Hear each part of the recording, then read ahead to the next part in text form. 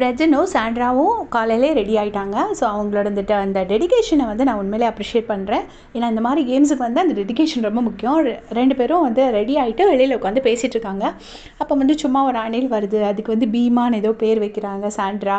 அதுக்கப்புறமா 2 பேரும் அந்த பாகுபலி மூவி அந்த தேவசேனா கேரக்டர் பற்றி பேசுகிறாங்க.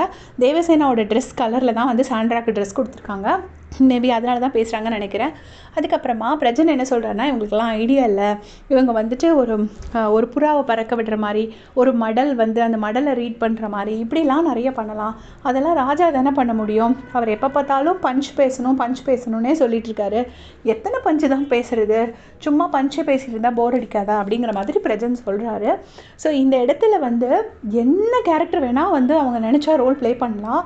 ஏன்னா யார் வேணால் அதில் வந்து பிரச்சனை பண்ணி இது க்ரியேட் பண்ணலாம். அது வந்து இவங்க யாருக்கும் பண்ண தெரியல அப்படிங்கிறது தான் நான் நினைக்கிறேன்.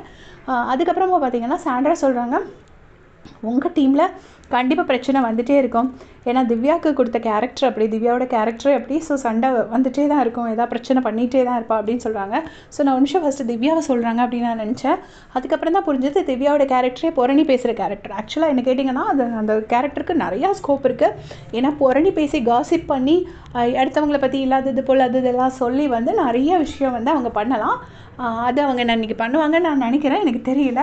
ஸோ உங்களுக்கு இந்த ராஜாங்கம் டாஸ்கில் இருக்கிறதுலே யார் அவங்களோட ரோலை நல்லா க்ரியேட்டிவாக பண்ணாங்கன்னு தோணுச்சுன்னு மறக்காமல் கமெண்ட் செக்ஷனில் சொல்லிட்டு போங்க. தேங்க்ஸ் ஃபார் வாட்சிங்.